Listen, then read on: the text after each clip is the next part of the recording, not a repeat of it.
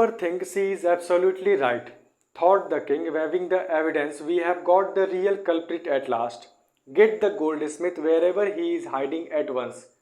उस dancing girl की कहानी को सुनने के बाद राजा सोचता है, समझता है और कहता है कि आखिरकार हमने इस समस्या का समाधान निकाल लिया, अर्थात कि हमने वास्तविक अपराधी को पकड़ लिया, जो कि और कोई नहीं बल्कि एक सुनार है। और तुरंत ही वो आदेश देता है कि उस सुनार को पकड़कर इस दरबार में हाजिर कराया जाए। The king's bailiff searched for the goldsmith who was hiding in a corner of his shop. When he heard the accusation against him he had his own story to tell. अब जो राज दरबार के न्यायालय में काम करने वाले कर्मचारी थे वो तुरंत ही उस सुनार की तलाश में वहां से निकल पड़ते हैं, जो कि अपने दुकान के एक कोने में छिपा हुआ था। जैसे ही वो सुनार सुनता है कि मुझ पे एक आरोप लगा है और उस आरोप को सुनते ही वो अपने दुकान के एक कोने में छिप जाता है और अपनी एक नई कहानी के बारे में सोचने लगता है कि जिस प्रकार से अन्य अपराधी जो कि कहानी सुनाकर बच चुके हैं, वैसे ही मैं भी किसी कहानी को सुनाकर बच जाऊं। My lord, he said, I am a poor goldsmith. It is true I met this dancer come many times to my door.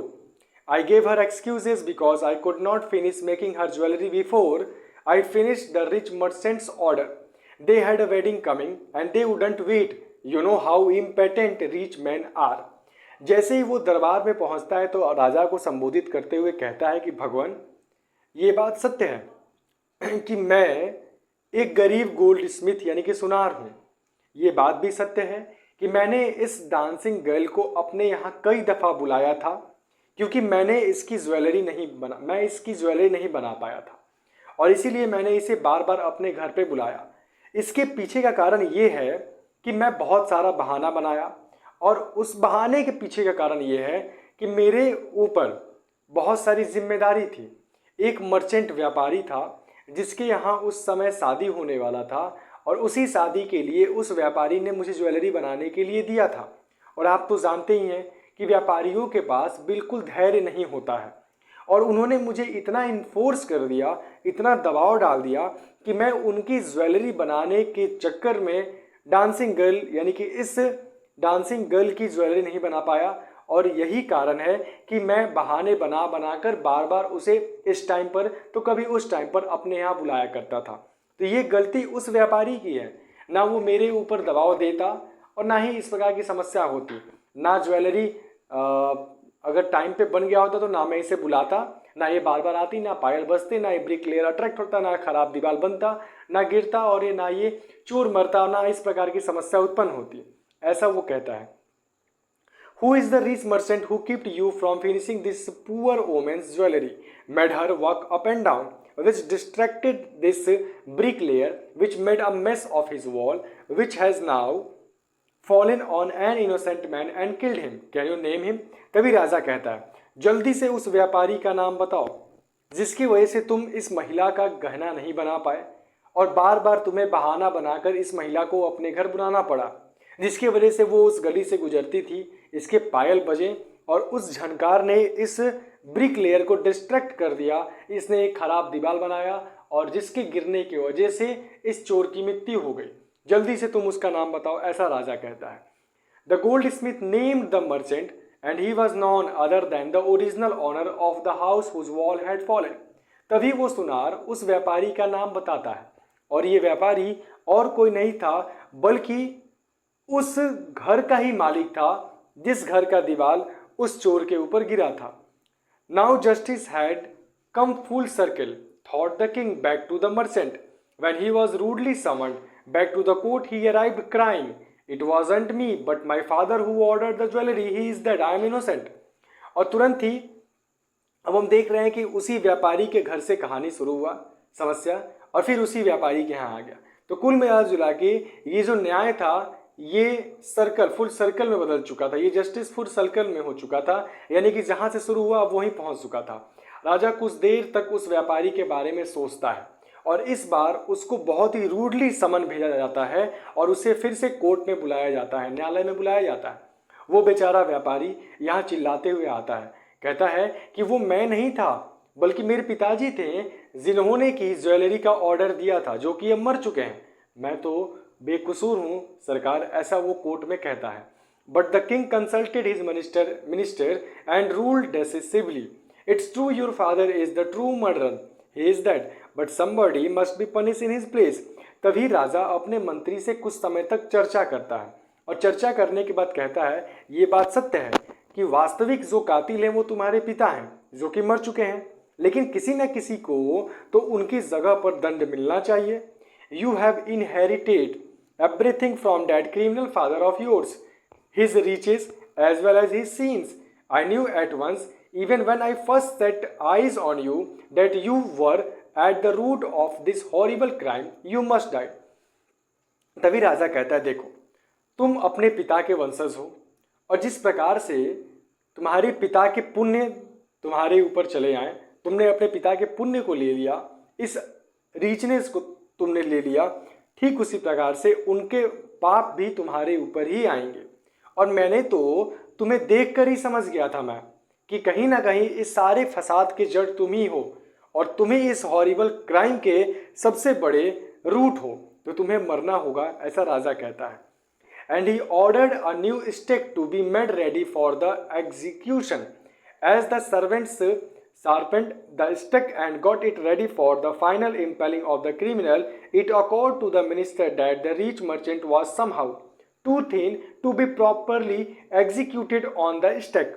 अब क्या होता है, राजा तुरंत आदेश देता है कि जल्दी से जल्दी फांसी का तख्ता तैयार किया जाए और इस व्यापारी को फांसी से लटका दिया जाए। और सब काम होता भी है। जैसे ही उसे फांसी देने वाले लोग तैयार हो जाते हैं और उसे फांसी देने के लिए ले जाते हैं, तो मंत्री क्या देखता है कि वह व्यापारी इतना पतला था कि वो सही तरीके से उस फांसी पे लटक नहीं पा रहा था। ये समस्या वहाँ पे उत्पन्न हो गई।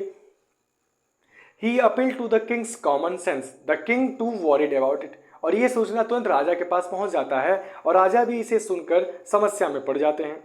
What shall we do? He said, when suddenly it struck him that all they needed to do was to find a man fat enough to fit the stake. और जब राजा इस समस्या को सोचने लगता है, इसके समाधान को, तभी उसके दिमाग में एक विचार आता है और वो कहता है, इसे जाने दो। और अपने दरबारियों को आदेश देता है, न्यायालय में काम करने वाले जो भी कर्मचारी थे उन्हें आदेश देता है कि पूरे शहर में ढूंढो एक ऐसे व्यक्ति को जो मोटा हो और सही तरीके से इस फांसी के फंदे पर लटक सके। अब देखो कहाँ से शुरू हुआ, कहाँ आया और कहाँ फिर जा रहा है। The servants were immediately sent all over the town looking for a man who would fit the stake. और तुरंत ही सारे कर्मचारी पूरे शहर में फैल जाते हैं एक मोटे व्यक्ति को ढूंढने के लिए जो कि सही तरीके से इस फांसी के फंदे पर लटक सके। And their eyes fell on the disciple who had fattened himself for months on bananas and rice, wheat and ghee. और तभी जो कर्मचारी पूरे शहर में ढूंढने के लिए गए थे एक मोटे व्यक्ति को, उनकी नज़र गुरुजी के शिष्य पे पड़ जाता है जो कि बनानास, राइस, व्हीट और घी खाकर बहुत ही हट्टा कट्टा हो चुका था। What have I done wrong? I am innocent. I am a सन्यासी, he cried. और जब दरबारी उसको पकड़ लेते हैं, जब गार्ड्स उसको पकड़ लेते हैं, तब वो शिष्य कहता है, मैंने क्या गलत किया है, मैं बेकसूर हूँ, मैं तो एक सन्यासी हूँ। That may be true, but it is the royal decree that we should find a man fat enough to fit the stake, they said, and cried him to the place of execution. तभी उसी में से एक दरबारी कहता है कि सबसे बड़ा तुम्हारा कसूर तो ये है कि तुम बेकसूर हो। ये मैंने हंसने के लिए कह दिया। वो दरबारी कहता है कि राज दरबार का आदेश है कि हमें इस शहर से एक ऐसे मोटे व्यक्ति को लेकर जाना है जो फांसी पर सही तरीके से लटक सके। He remembered his wise guru's word, और उसे घसीटते हुए तुरंत उस जगह पर लाया जाता है जहाँ पे उससे फांसी पर लटकाया जाएगा। वो चिल्लाते हुए आता है और वहाँ पहुँचकर अपने गुरु जी के शब्दों को याद करता है। This is a city of fools. You don't know what they will do next. While he was waiting for that, he prayed to his guru in his heart, asking him to hear his cry wherever he was. और तभी वो अपने गुरु जी के शब्दों को याद करता है। उन्होंने क्या कहा था? उन्होंने कहा था, ये मूर्खों का शहर है और तुम कुछ नहीं जानते हो कि ये मूर्ख तुम्हारे साथ अगले पड़ाव में क्या कर दे। और जब उसे फांसी पर लटकाने के लिए गार्ड्स उठाकर ले जाते हैं, तो वो मनी मन अपने गुरुजी से प्रार्थना करता है कि वो जहाँ कहीं भी हैं कृपया उसके इस दर्द को, उसके इस समस्या को देखें और इसका समाधान भी निकालें। The Guru saw everything in a vision. He had a magic power. He could see for and he could see the future as he could see the present and the past. गुरु जी के पास कुछ जादुई शक्तियाँ थीं और उस जादुई शक्ति से गुरु जी सारे दृश्य को देख सकते थे। वो वर्तमान और भूत के समय को देखकर यानी कि प्रेजेंट और पास्ट को देखकर वो फ्यूचर का अंदाज़ा भी लगा सकते थे। He arrived at once to save his disciple who had got himself into such a scrape through love of food. वो तुरंत ही अपने शिष्य को बचाने के लिए वहाँ प्रकट होते हैं, जो कि अपने आप को तनिक भोजन के लालच में लाकर वहाँ पर फंसा चुका था। As soon as he arrived, he scolded the disciple and told him something in a whisper। और यूं ही गुरुजी वहाँ पहुँचते हैं, अपने शिष्य को डांटते हैं, फटकारते हैं और उसके कान में कुछ फुसफुसाते हुए कह देते हैं। Then he went to the king and addressed him, O wisest of kings, who is greater, the guru or the disciple। और उसके बाद वो राजा के पास पहुंचते हैं और पूछते हैं, अरे महान राजन, आप ये बताइए कि गुरु और शिष्य में बड़ा कौन होता है। Of course the guru, no doubt about it, why do you ask। तब जाके राजा कहते हैं कि जाहिर सी बात है कि गुरु बड़े होते हैं और आप ऐसे सवाल क्यों पूछ रहे हैं। Then put me to the stake first, put my disciple to death after me। तब गुरु जी कहते हैं, अगर गुरु बड़ा है तो सबसे पहले गुरु को फांसी पर लटकाइए, उसके बाद उसके शिष्य को लटकाइएगा। When the disciple heard this, he understood and began to clamor, me first, you brought me here first, put me to death first, not him। और जब शिष्य गुरु जी के इस शब्द को सुनता है, इस बात को सुनता है, तो वो समझ जाता है कि उसे क्या करना है। वो भी चिल्लाना शुरू कर देता है कि नहीं, पहले मुझे फांसी पर लटकाया जाए, क्योंकि आपने पहले मुझे उठा कर लाया था, इसीलिए फांसी पर पहले मैं लटकूंगा और बाद में मेरे गुरुजी को आप फांसी दीजिए। The Guru and the disciple now got into a fight about who should go first. The king was puzzled by this behavior। He asked the Guru, why do you want to die? We choose him because we needed a fat man for the stake। गुरु और शिष्य दोनों आपस में पहले मरने के लिए झगड़ा करने लगते हैं। अब वहाँ पे एक फिर से पजल बन गया और गुरु और शिष्य के इस बिहेवियर को देखकर राजा भी अब चकरा गया था। वो गुरु जी से पूछता है, आप मरना क्यों चाहते हैं। हम तो इसे इसलिए उठा कर लाए हैं क्योंकि ये मोटा है और हमारे पास फांसी का जो रस्सी है उसमें ये सही तरीके से लटक पाए, इसीलिए हम इसे उठा कर लेकर आए हैं। ऐसा वहाँ पे राजा कहता है। You shouldn't ask me such questions, put me to death first, replied the guru. तब गुरु जी कहते हैं, देखिए भाई, आप मुझसे इस प्रकार के सवाल मत पूछिए, पहले मुझे फांसी पर चढ़ाइए। Why there is some mystery here, as a wise man you must make me understood. तब राजा कहता है, क्या कोई रहस्य की बात है क्या यहाँ पे, आप तो बुद्धिमान व्यक्ति हैं तो आपको मुझे बताना चाहिए। गुरु जी कहते हैं, will you promise to put me to death if I tell you, ask the guru. तो गुरु जी पूछते हैं उससे, अगर मैं आपको इस रहस्य के बारे में बता दूंगा तो क्या आप मुझे पहले फांसी पर लटकाएंगे। The king gave him his solemn word. The guru took him aside out of the servants' earshot and whispered to him, do you know why we want to die right now. तभी राजा कहता है, ठीक है, जैसा आप कहेंगे वैसा ही होगा।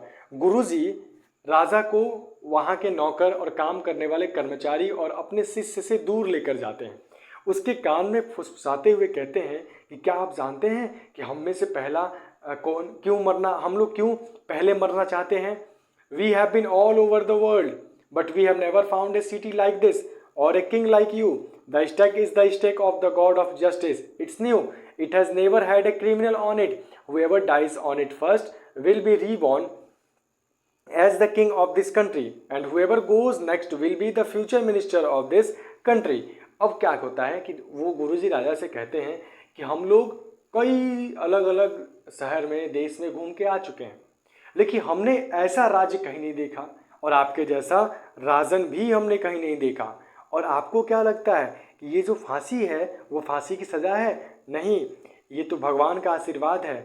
और यहाँ पर जो पहले मरेगा उसका जन्म फिर से पुनर्जन्म में वो फिर से इस देश का राजा बनेगा, और जो इस फांसी के तख्ते पर बाद में लटकेगा वो अपने पुनर्जन्म में फिर से इस देश का मंत्री बनेगा।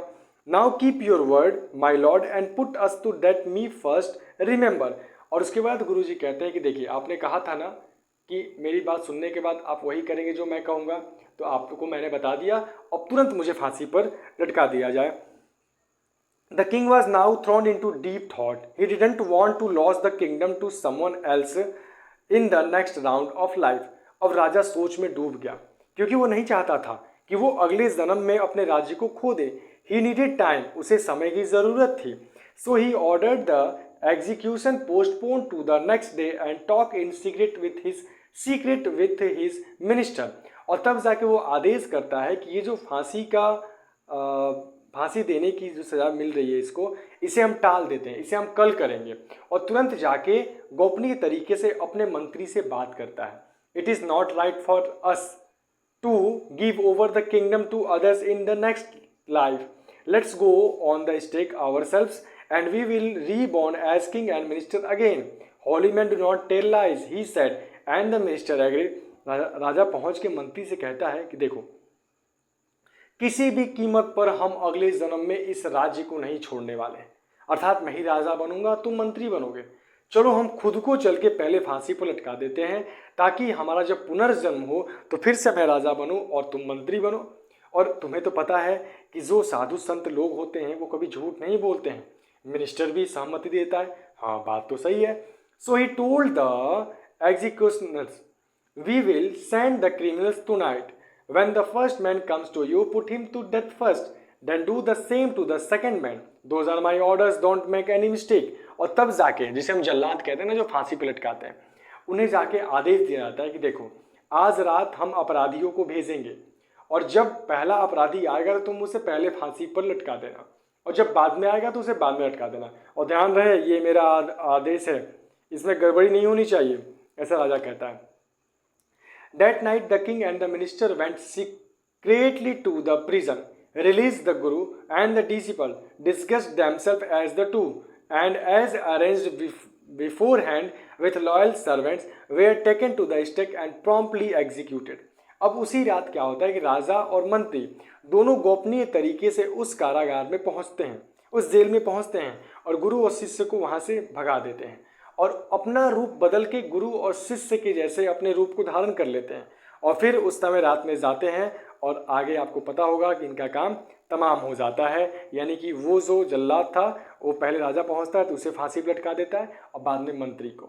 When the bodies were taken down to be thrown to crows and vultures, the people panicked.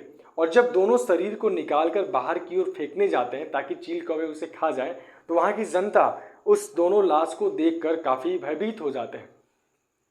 They saw before them the dead bodies of the king and the minister. वो अपने सामने इस राज्य के राजा और मंत्री का लाश देख के डर जाते हैं। The city was in confusion. पूरा शहर अचंभित हो जाता है। All night they mourn and discuss the future of the kingdom. पूरी रात वो डिस्कस करते रहते हैं और बात करते रहते हैं कि आखिर इस राज्य के भविष्य का क्या होगा। Some people suddenly thought of the guru and the disciple and caught up with them as they were preparing to leave town unnoticed.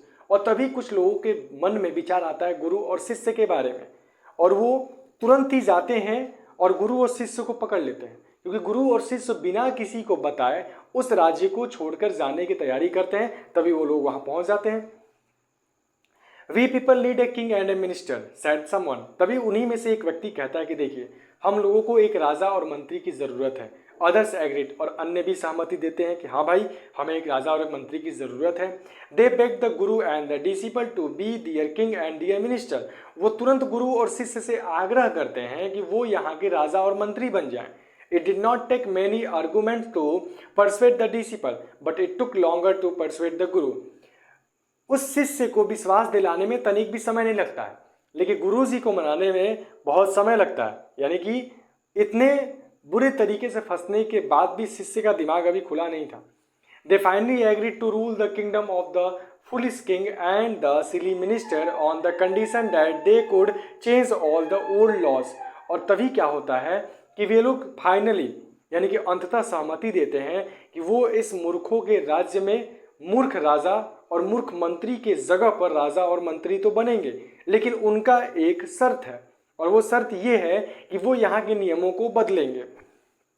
सब लोग भाई कहते हैं कि हाँ जो आप कहेंगे वो हमें मंजूर है। From then on night would again be night and day would again be day and you could get nothing for a duddu, it became like any other place. और उसके बाद से जब गुरु और शिष्य दोनों राजा मंत्री बन जाते हैं तो फिर से रात को रात कर दिया जाता है और दिन को दिन कर दिया जाता है। यहाँ तक कि जो बहुत ही कम एक डड्डू में सब लोग बहुत सारे सामान को खरीद पा रहे थे उस नियम को भी बदल दिया जाता है। ये राज्य की क्रियाविधियाँ बिल्कुल उन सभी राज्य की तरह चलती हैं जो कि दूसरे राज्य में होता है, यानी कि जैसी एक्टिविटीज़ और जिस प्रकार का माहौल दूसरे किंगडम में था वैसा ही ये लोग यहाँ भी ला देते हैं। इसीलिए कहते हैं कि 100 मूर्ख दोस्तों से अच्छा है कि एक बुद्धिमान दुश्मन हो। अर्थात कि अगर आप कभी भी किसी मूर्ख व्यक्ति के साथ रहते हैं तो आप अपने मन में इस कहानी को उतारें और सीख लें। कोई नहीं कह सकता कि मूर्ख व्यक्ति आपके साथ कब क्या कर दे। यही इस कहानी का निष्कर्ष था जिसमें हमें सीखने को मिलता है कि 100 मूर्खों के साथ रहने से अच्छा है कि एक बुद्धिमान के साथ रहें। 100 कुत्तों को पालने से अच्छा है कि एक शेर को पालें। That's all for today. Thank you. जय हिंद।